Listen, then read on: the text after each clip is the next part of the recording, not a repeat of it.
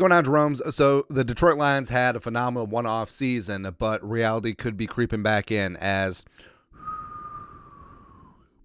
And the main talking point was, hey, even though the Lions are young and well built by GM Brad Holmes, how is Diamond Dan Campbell going to operate without his Wonder Boy offensive coordinator, Ben Johnson? What's going to happen when Ben Johnson takes a head coaching job and Dan Campbell, who's an offensive guy, but he's never been an offensive play caller, how is he going to replace him? One of the hottest young coordinators in the league.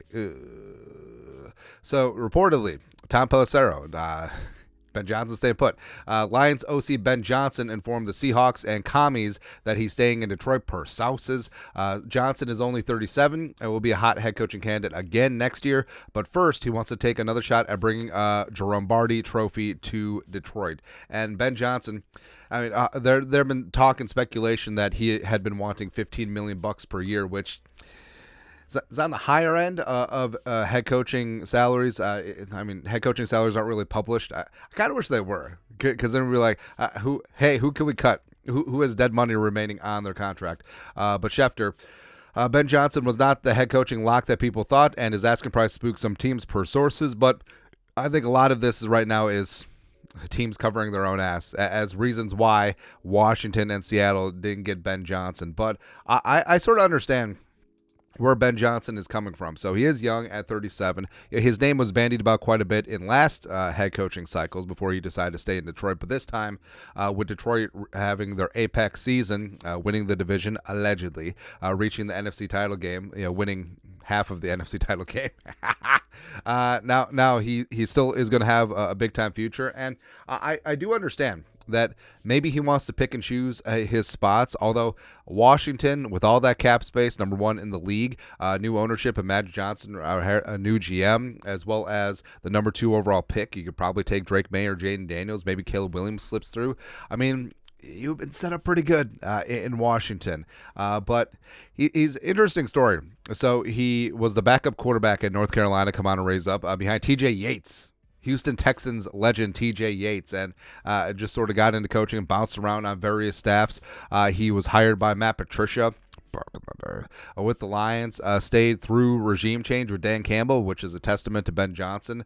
Took over from A. Lynn in 2021 as a play caller, and then has been the OC for the last 2 years. And yeah, he is a rising star. And yes, I mean, the cupboard certainly is not bare in Detroit, as they're basically running it back with everyone. A couple of guys are due to get paid: Penei Sewell, Amon-Ra, Ali McNeil, but offensively, I mean, outside of Big V, they're probably going to be running back with almost all of their starters. And the Lions last year were 5th in points at 27.1 per game, 3rd in yards, 394.8 yards per game, and also 3rd in red zone percentage at 64.1%. And I mean, the Lions probably should have been going to the Super Bowl if Josh Reynolds holds on to a ball or two, but it sort of is what it is. But hey, I sort of understand what Ben Johnson's doing here. Even though Washington looks like a pretty damn good opportunity now that Daniel Snyder's gone. This ain't your dad's Washington team, but Johnson staying put. But I feel like, is this a spot where he's failing to strike when the iron is hot? Because he was a hot commodity last offseason. What if the Lions have a down year? Which is, people will be like, oh, the Lions will be back. They'll be winning forever. I mean, NFL, not for long. It is true. What if the Lions take a step back? What if Ben Johnson's not wanted next offseason? What if defenses catch up with what he's doing on offense and put them in their place? I guess we shall see. But Ben Johnson, he's rambling, gambling. The NFC North stays tough. Dan Campbell doesn't have to find himself a new wunderkind play caller. So I guess everyone wins in this spot. So, hey, Ben Johnson, you scored to be a leader. It's okay. Bring it.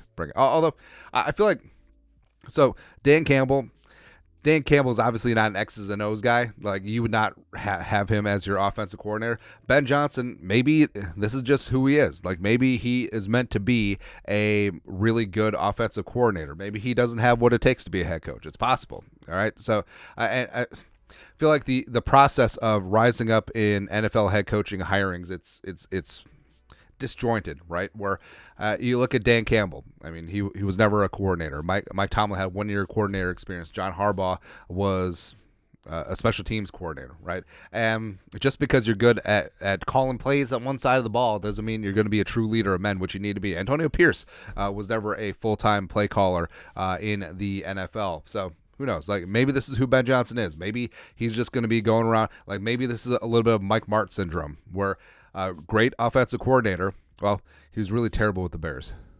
But offensive coordinator, sort of a meh head coach. I'm going to go from there. But your thoughts are thoughts. Mike Mart's catching strays out here just randomly.